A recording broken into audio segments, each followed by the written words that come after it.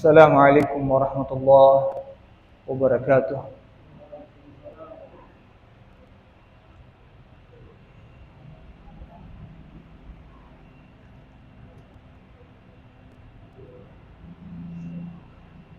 Bismillah, alhamdulillah, wassalatu wassalamu ala sayyidina Rasulillah wa alihi wa sahbihi wa mawalah. Seperti mana biasanya, insyaallah kita akan melanjutkan kembali pengajian pada setiap malam Kamis dari kitab Wasailul Wusul ila Syamailir Rasul. Kita memasuki bab pertama dari kitab ini atau fasal ya, fasal yang pertama, bahagian yang pertama dari kitab ini. Kemarin kita sudah menjelaskan secara terperinci tentang betapa pentingnya bagi kita untuk mengenal syama'il atau tabiat atau karakteristik atau sifat baginda Rasulullah sallallahu alaihi wasallam. Dalam urutan penjelasan yang ada di kitab ini, Al-Imam Syekh Yusuf ibn Ismail An-Nabhani qaddasallahu sirrah wa mata'ana Allahu bi'ulumihi wa asrarihi menyebutkan bahagian pertama dari pembahasan beliau dengan pembahasan terkait fi nasabihi syarif sallallahu alaihi wasallam, tentang nasabnya baginda Rasul sallallahu alaihi wasallam yang mulia. Kenapa penting bagi kita untuk mengenal nasab baginda Rasulullah sallallahu alaihi wasallam? Karena mengenal nasab baginda Rasul sallallahu alaihi wasallam adalah merupakan dari bahagian kecintaan kita kepada beliau alaihi afdalus salah wa atammut taslim. Beliau adalah nabi kita, nabi akhiruz zaman yang dijanjikan akan kedatangannya, dan segala puji bagi Allah Subhanahu wa taala yang kita tidak pernah minta, tidak pernah berharap menjadi bahagian daripada umat beliau, umat nabi akhir zaman, sebaik-baik nabi, dan umatnya adalah sebaik-baik umat karena bernisbah kepada baginda Nabi besar Muhammad Rasulullah sallallahu alaihi wasallam. Maka penting bagi kita untuk mengenal nasabnya baginda Rasul sallallahu alaihi wasallam, garis keturunan dari ke atas, baik dari segi ayah maupun segi ibu. Kata ulama, Bapak Ibu hadirin hadirat rahimakumullah, mengenal nasab baginda Rasul sallallahu alaihi wasallam itu hukumnya wajib. Sekedar mengenal.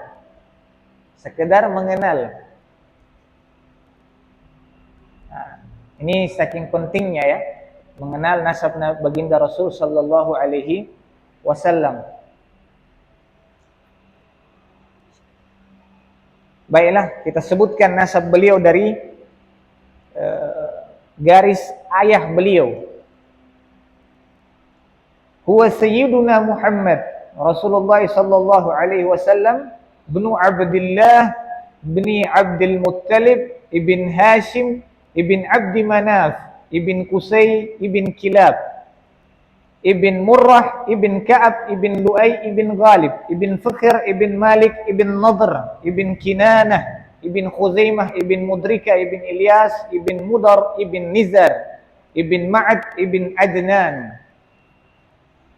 Ila huna ijma'ul ummah, sampai kepada nasab beliau dari garis ayah kepada Sayyidina Ma'ad ibn Adnan, sampai situ saja ulama bersepakat. Setelah Adnan sampai Nabiullah Ismail alaihissalam, dari Nabiullah Ismail alaihissalam apatah lagi sampai kepada Nabi Adam alaihissalam, terjadi perbedaan pendapat yang begitu banyak. Jadi yang sah, yang diakui seluruh ulama tanpa terkecuali, nasab yang tadi kita sebutkan sampai Adnan. Sekedar kita tahu saja. Disebutkan bahwasanya Siapa yang menghafalkan nasab baginda Rasul sallallahu alaihi wasallam minimal 5, minimal sampai garis yang kelima, ada kemuliaan yang Allah akan berikan kepadanya, yakni dicegahnya ia dari kefakiran. Wallahu a'lam bishawab. Itu maqal indal ulama ya. Siapa yang hafal sampai 5, maka dia dicegah dari kefakiran dalam kehidupannya. Jadi kalau 5 sampai mana? Dari Sayyidina Muhammad ibn Abdullah ibn Abdul Muttalib ibn Hashim ibn Abdi Manaf. Sayyidina Muhammad ibn Abdullah ibn Abdul Muttalib ibn Hashim ibn Abdi Manaf.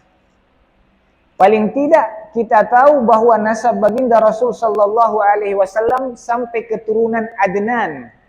Dari Adnan ini dirunut sampai ke atas merupakan cucu atau turunan dari Nabiullah Ismail ibn Nabiullah Ibrahim alaihi wassalam. Setidaknya itu saja yang kita tahu sudah cukup. Sudah cukup itu mewakili.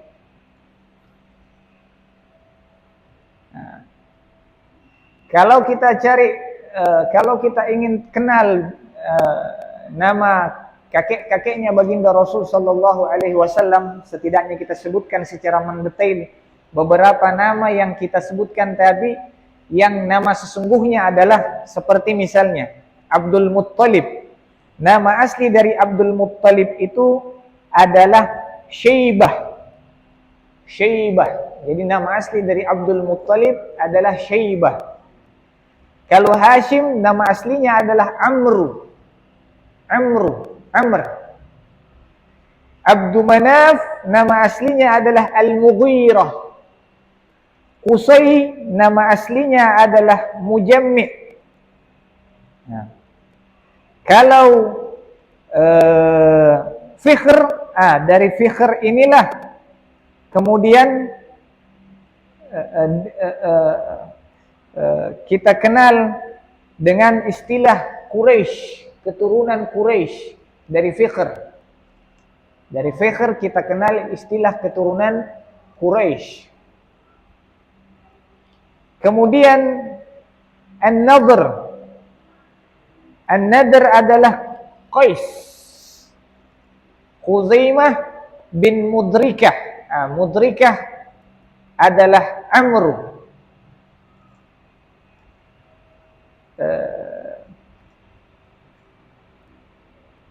Kalau tidak salah bukan Amr. Agak keliru penulisannya di sini. Yang benar adalah Amir. Wallahu a'lam bishawab. Kalau yang saya dapatkan dari beberapa riwayat itu Mudrikah itu adalah Amir. Nama asli dari Mudrikah Amir. Ya, sampai di situ, sampai Ma'ad ibn Adnan, maka ijma' ulama. Tidak ada perbedaan ulama sama sekali. Adapun nasabnya dari garis ibu adalah keturunan Quraisy juga. Ketemunya dengan baginda Rasul sallallahu alaihi wasallam sampai Bani Murrah. Bani Murrah juga adalah ketemunya nasabnya Sayyidina Abdullah ibn Utsman, atau yang kita kenal dengan lakab Abu Bakar As-Siddiq radhiyallahu anhu, sampai kepada Banu Murrah. Jadi kalau kita runut, Sayyidah Aminah binti Wahbin bin Abdi Manaf bin Abdi Manaf bin Zuhra bin Kilab bin Murrah, sampai ketemunya kepada Bani Murrah. Ini satu garis juga dengan Sayyidina Abu Bakar As-Siddiq kalau ketemu kepada Bani Murrah. Bapak Ibu hadirin hadirat rahimakumullah. Setelah itu terjadi silang pendapat yang banyak antara nasabnya Ma'ad ibn Adnan sampai Sayyidina Ismail ibn Sayyidina Ibrahim alaihi wassalam. Disebutkan oleh ulama kira-kira ada sampai 60 nasab. Biasa yang kita dengarkan cuma sedikit saja. Antara Ma'ad ibn Adnan diriwayat yang disebutkan oleh Sirah Ibn Hisham, itu Ma'ad ibn Adnan ibn Ud atau Udad ibn Muqawwim ibn Tairah, ibn Nahur, ibn Tairah, ibn Yashjub, ibn Ya'rub, ibn Nabat, ibn Ismail. Cuma sedikit. Sebagian ulama katakan ada sampai 60 nasabnya. Dari Ma'ad ibn Adnan sampai kepada Sayyidina Ismail ibn Sayyidina Ibrahim alaihi wassalam. Dan inilah satu keistimewaan yang dimiliki oleh Nabiullah Ibrahim alaihissalam, sekalipun beliau adalah nabi yang konon tidak punya umat sama sekali, tetapi dari garis Nabi Ibrahim alaihissalam Allah karuniakan turunan yang banyak. Di antara turunan beliau adalah turunan para nabi. Dan yang paling mulia lagi bahwa dari garis keturunannya Nabi Ibrahim alaihissalam lewat jalur anaknya Sayyidina Ismail alaihissalam, Allah turunkan sebaik-baik manusia di alam semesta, yakni baginda Nabi besar Muhammad Rasulullah sallallahu alaihi wa alihi wasallam. Mengetahui nasab itu penting secara umum. Secara umum ya, nasab siapa saja, nasab saya, bapak, ibu, hadirin hadirat yang di sini, kita perlu tahu nasab kita. Kenapa? Karena dalam hadis yang disebutkan oleh Al-Imamul Bukhari bahwasanya baginda Rasul sallallahu alaihi wasallam bersabda, ini Sahihul Bukhari, Pak. A'rifu ansabakum tasilu arhamakum. Kenalilah nasab-nasab kalian, maka akan terhubung silaturahmi di antara kalian. Artinya dengan mengenali nasab kita mudah untuk menjalin hubungan silaturahim satu sama lainnya. Perlu ya? Perlu. Ya, tapi di zaman sekarang orang kadang-kadang karena beragam kesibukan sehingga orang tuanya bukan tidak ada kepedulian, saking terlalu sibuknya mungkin sampai-sampai tidak sempat lagi mengajarkan kepada anak-anak mereka tentang hubungan kekerabatannya. Nah, ini namanya fulan bin fulan. Ini kalau dirunut kena sampai kakeknya kita, begini. Kadang-kadang ada yang satu tetangga, tahu-taunya ada hubungan nasab, tetapi karena orang tuanya tidak memberikan kepedulian terhadap masalah nasab, karena mungkin ketidaktahuan atau ketidakpahaman atau karena kesibukan, sehingga tetangga pun yang masih punya hubungan kekerabatan itu tidak diketahui sama sekali, tidak dikenal. Makanya ada satu istilah mengatakan, kalau satu nasab yang jauh karena diperkenalkan menjadi dekat, nasab yang begitu dekat karena tidak dikenal menjadi jauh. Kira-kira begitu Pak Haji. Ya. Fa innahu la qurba li rahimin idza quti'at wa in kanat qaribah wala bu'da laha idza wasalat wa in kanat ba'idah. Karena tidak ada kedekatan dalam hubungan silaturahim kalau tidak dihubungkan. Bagaimana cara menghubungkan kalau kita tidak tahu atau tidak pernah diperkenalkan? Sedangkan sudah kenal saja bisa putus, apatah lagi tidak diperkenalkan. Wa in kanat wala bu'da laha idza wasalat. Tidak ada yang jauh kalau dia dihubungkan. Dikenal-kenalin, dihubung-hubungin. Ini. Sekalipun mungkin masih punya hubungan sepupu 3 kali atau paman 3 kali atau tante 3 kali, karena dihubung-hubungkan ada hubungan silaturahim. Apatah lagi dalam satu riwayat disebutkan bahwa memperkenalkan nasab itu memudahkan jalan-jalan rezeki. Kenalnya seseorang dengan nasab itu memudahkan jalan-jalan rezeki. Setidak-tidaknya betapa pentingnya mengenal nasab itu, Pak, supaya jangan sampai ada hubungan pernikahan yang kemudian kalau dicek percek rupanya masih ada hubungan pertalian yang membuat tidak sahnya pernikahan tersebut. Kenapa? Tidak diketahui bahwa rupanya ini anaknya fulan bin fulan. Masih saudara seayah. Ini salah satu hikmah di balik pentingnya mengenal nasab dan memperkenalkan nasab. Atau saudara seibu. Bahayanya ya nasab ini. Dan itu pernah terjadi. Pernah terjadi ya, kasus seperti itu pernah terjadi. Lantas bagaimana pernikahannya? Batal. Secara agama batal. Makanya pentingnya kita untuk mengenal nasab. Kata Al-Imamul Al-Imam Khatib Asy-Syirbini dalam kitab Mughnil Muhtaj, syarah dari Al-Minhaj, beliau mengutip perkataan Al-Imamul Ghazali tentang masalah nasab. Kata Al-Imamul Ghazali, syarafun nasab min thalathi jihatin. Kemuliaan nasab itu ada pada tiga perkara. Tiga macam, tiga macam kemuliaan nasab. Yang pertama adalah ihdaha al-intiha ila syajarati Rasulillah sallallahu alaihi wasallam, fala yu'adilahu syai'un. Yang pertama adalah nasab yang sampai kepada baginda Rasul sallallahu alaihi wasallam. Itu tidak ada satupun yang bisa menyaingi kemuliaannya, yakni nasab dari garis Sayyidina Al-Hasan dan Sayyidina Al-Husain radhiyallahu anhuma. Dan cukuplah satu bukti akan kemuliaan nasab turunannya Sayyidina Al-Hasan dan Sayyidina Al-Husain radhiyallahu anhuma, bahwasanya dari rahim turunan inilah akan muncul sosok yang menjadi alamatul kubra dari kiamat. Satu di antara tanda besarnya kiamat yang disebutkan oleh Al-Imam Al-Habib Abu Bakar Al-Mashhur Al-Adani dalam kitab Fiqhut Tahawulat, itu alamat kiamat terbesar pertama, itu alamat kiamat besar ya. Yang pertama itu adalah munculnya Al-Imam Al-Mahdi.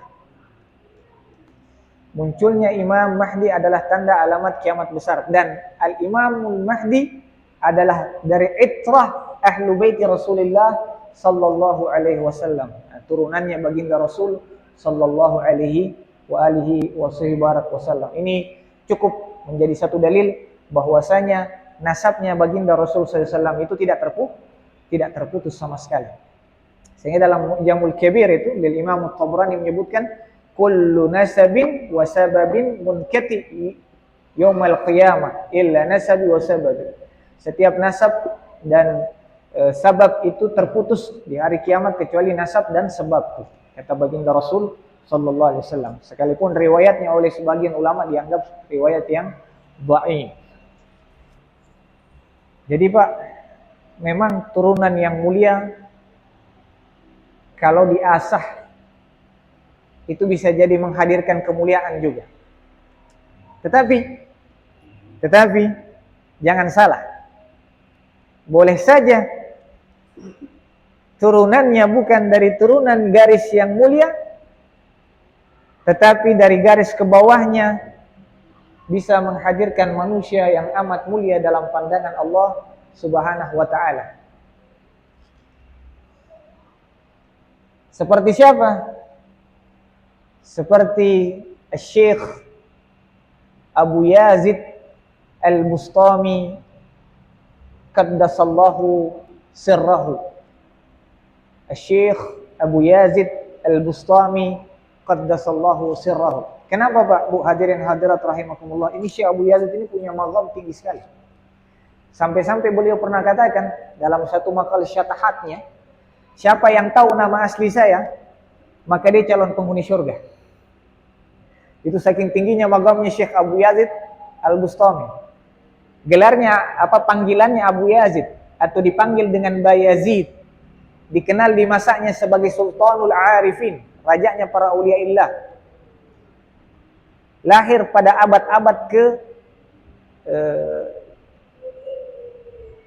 abad 150 Hijriah. Termasuk dari kalangan tabi'in, ya, termasuk dari kalangan tabi'in. Namanya adalah, jadi beliau katakan siapa yang tahu nama saya dan nama bapak saya, dia calon penghuni surga katanya. Namanya adalah Syekh Taifur Ibn Isa. Nama aslinya Syekh Taifur Ibn Isa Al-Bistami, dari Bistam. Kenapa saya katakan bahwa beliau kalau dirunut ke atas bukan dari keturunan mulia? Karena Syekh Taifur Ibn Isa Abu Yazid Al-Bustami, ayah dari kakeknya adalah seorang majusi. Ayah kakeknya adalah seorang majusi. Kita tahu bahwa majusi itu agama penyembah api. Agama penyembah api. Tetapi Allah menghendaki dari keturunan yang Majusi ini lahir seorang ulama besar yang namanya dikenal sampai saat ini. Beliau punya guru Sayyidina Ja'far as-Sadiq. Mengambil khirgah tariqah dari Sayyidina Ja'far as-Sadiq, dari Sayyidina Ja'far as-Sadiq berguru kepada Qasim ibn Muhammad ibn Abi Bakar as-Siddiq, berguru kepada Salman al-Farisi, berguru kepada Sayyidina Abu Bakar as-Siddiq al-Akbar, sampai kepada baginda Rasulullah sallallahu alaihi wa alihi wasallam. Jadi boleh saja seseorang itu mendapat kemuliaan, justru kemuliaan yang begitu agung didapat bukan dari turunan manusia yang mulia. Ini yang pertama, wala yu'adilahu syai', tidak ada yang bisa menyaingi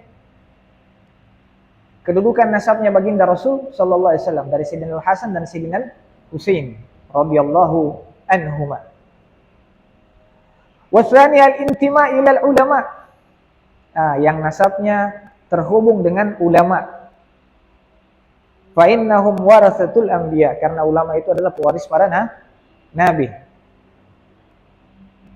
Dan yang ketiga,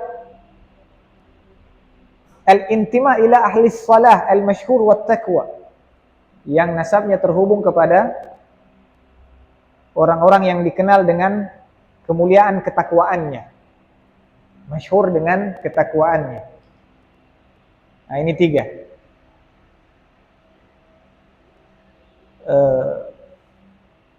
Bapak Ibu hadirin hadirat rahimakumullah.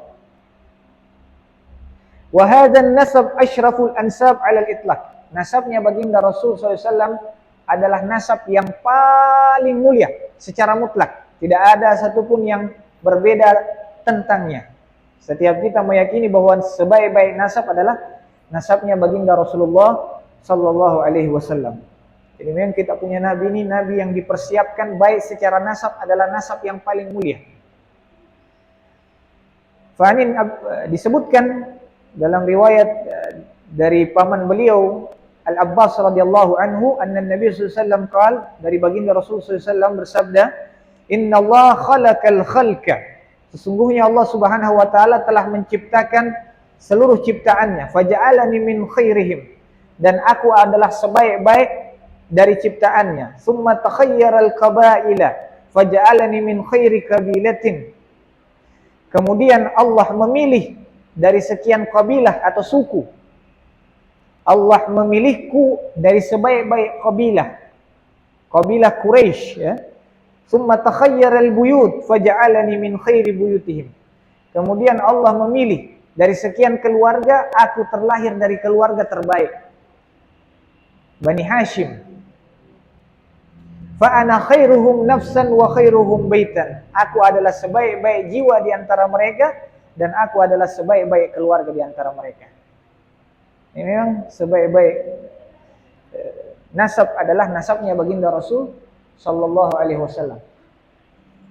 Makanya Pak, waktu Herakles, Raja Herakles, ya, Heraklius, Raja Rom, ketika datang para tujar atau pedagang-pedagang Arab dari kabilah Quraisy. Di situ ada Abu Sufyan. Tatkala ditanya Abu Sufyan tentang sosok yang mengaku sebagai nabi dari bangsa kalian, salah satu dari pertanyaannya Abu Sufyan, pertanyaan yang ditanyakan kepada Abu Sufyan oleh Raja Heraklius itu adalah, apakah dia dari turunan mulia di antara kalian? Nah, ini menunjukkan betapa pentingnya nasab. Ya, sebaik-baik turunan. Dia adalah golongan dari sebaik-baik turunan. Quraisy, Banu Hashim, sebaik-baik keluarga Banu Hashim. Tapi tadi Pak, kita sudah menjelaskan bahwa boleh jadi seseorang yang bukan dari turunan mulia tetapi Allah Subhanahu wa taala angkat dia pada kemuliaan. Ada satu hal yang menarik dari kisah yang disebutkan oleh Syekh Fariduddin Al-Attar dalam kitab Tazkiratul Auliya tentang bagaimana sampai Abu Yazid Al-Bustami diberi gelar Sultanul Arifin, rajanya para aulia di zamannya, sampai yaumil qiyamah, sampai sekarang pun dikenal sebagai Sultanul Arifin. Disebutkan bahwa suatu hari Sayyidina Taifir ibn Isa al-Bustami radhiyallahu anhu wa qaddasallahu sirrah, tatkala disingkap padanya tirai kegaiban, diberikan kasyaf, diberikan kasyaf, dia melihat keadaan-keadaan alam semesta dengan rahasia-rahasianya. Maka pada saat itu Sayyidina Taifur ibn Isa Abi Yazid al-Bustami tenggelam dalam keadaan kasyafnya, fana dia. Maka tatkala dia dalam kondisi fana, dia angkat tangan mau berdoa kepada Allah. Untuk apa? Supaya seluruh manusia diberikan kemuliaan dan ampunan oleh Allah Subhanahu wa taala. Ia sadar tiba-tiba permintaan ini tidak pantas untuk aku memintanya. Yang memiliki hak permintaan seperti ini hanyalah baginda Rasulullah Muhammad sallallahu alaihi wasallam. Karena saking adabnya dan ta'adubnya dan kerendahan hatinya di hadapan nama baginda Nabi Muhammad SAW, maka didengarkan satu suara berseru, "Wahai Abu Yazid, karena sifat ketawaduan dan adabmu yang tinggi kepada kekasihku Muhammad Rasulullah, maka akan aku angkat penyebutan namamu, sehingga hingga dari sekarang sampai yaumil qiyamah kau tidak dikenal sebagai Abu Yazid al-Bustami kecuali akan menyandang gelar Sultanul Arifin, rajanya para aulia illah, rajanya para arif billah, mereka yang kenal, benar-benar kenal dengan Allah Subhanahu wa taala." Makanya dalam hadis riwayat Muslim, Pak, Bu hadirin hadirat, kita telah disebutkan tentang masalah nasab. Jangan sampai karena kemuliaan nasab menyebabkan seseorang itu lupa dan lalai akan kemuliaan yang sesungguhnya. Apa kemuliaan yang sesungguhnya? Iman dan amal saleh. Sehingga disebutkan oleh baginda Rasulullah SAW, man batta'a atau man bata'a bihi amaluh lam yusri bihi nasabuh. Siapa yang amalnya lambat, bathi', maka nasabnya tidak akan menghantarkan dia kepada kemuliaan. Wallahu a'lam bis-shawab. Mudah-mudahan apa yang kita dengarkan tadi mendatangkan manfaat untuk kita semua insyaallah, dan sekaligus sedikit banyak kita mengenal nasabnya baginda Rasul sallallahu alaihi wasallam selaku bentuk dari cinta kita kepada beliau, afdhalus salam wa atammut taslim, untuk mengenal nasab beliau sallallahu alaihi wa alihi wasallam. Wassalamualaikum warahmatullahi wabarakatuh.